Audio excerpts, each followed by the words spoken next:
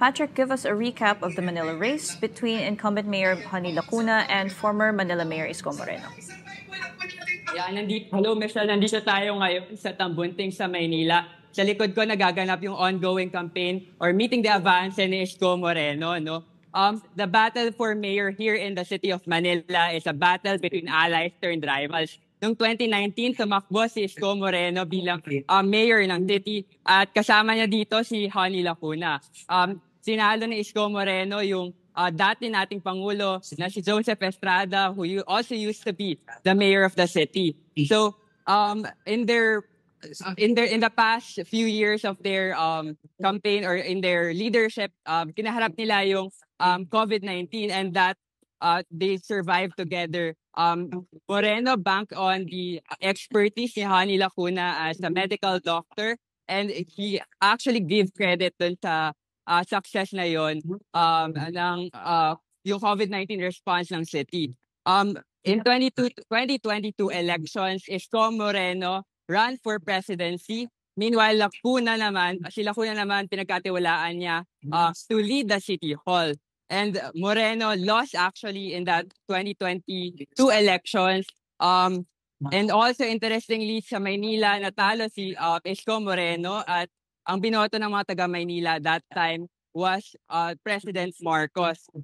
So Honey claimed na during or after that presidential bid, meron daw silang pagkakausap na Isko Moreno would no longer run for the local office and magtuturo na lang daw si Isko Moreno. But then here we are, 2025 elections. The allies are now turned rivals na naghaharap ngayon sa pagka-mayor sa Maynila. So after nung failed presidential bid ni Isko Moreno, bumalik si Isko Moreno doon sa television kung saan initially sumikat. And ayun, despite nga doon sa absence ni Isko Moreno sa national scene or sa politics, nag-survey or he gained popularity and some pagdating sa senatorial polls before the filing of the certificate of candidacy, mataas yung rating ni Isko Moreno, no? And surprising yun na decision niya kung bakit siya tumakbo ng local despite that high ranking. But then when we asked him bakit yun yung naging decision niya, sabi niya response daw ito sa tawag ng kanyang mga residente sa Maynila.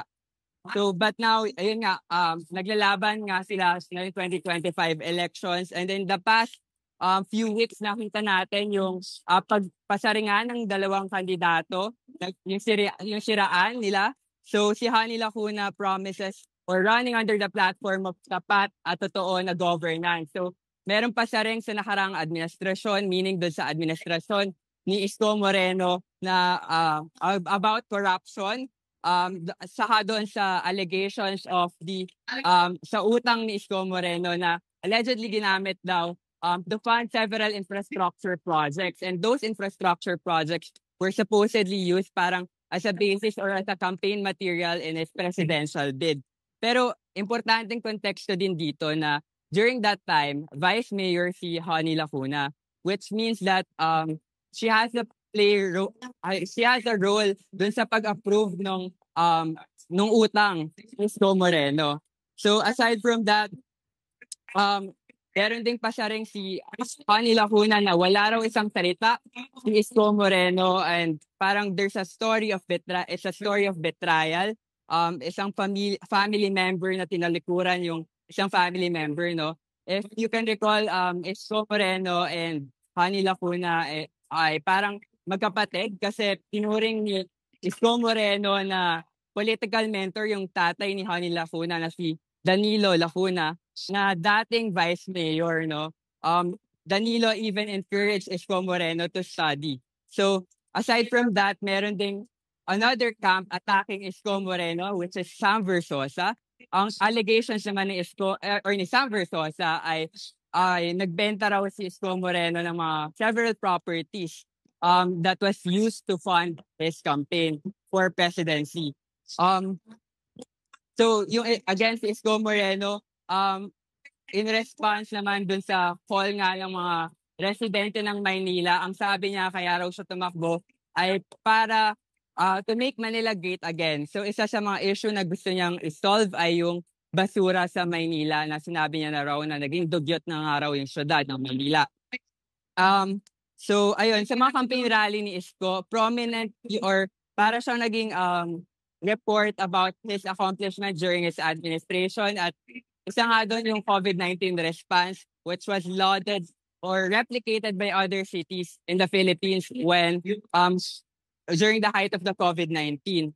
So aside from that, hindi lang siya panay defense or meron din siyang pasaring or attacks during his campaign. At isa nga doon sa na-cover natin doon sa campaign rally ni Isko, doon sa Pandakan, binanggit niya na isa raw sa una niyang gagawin kapag nahalal siya sa pwesto ay papatalsikin niya raw yung Lacuna Dynasty. At una na rito yung asawa ni Honey Lacuna na si Dr. Pox Pangan, which is the head of the Manila Health Department.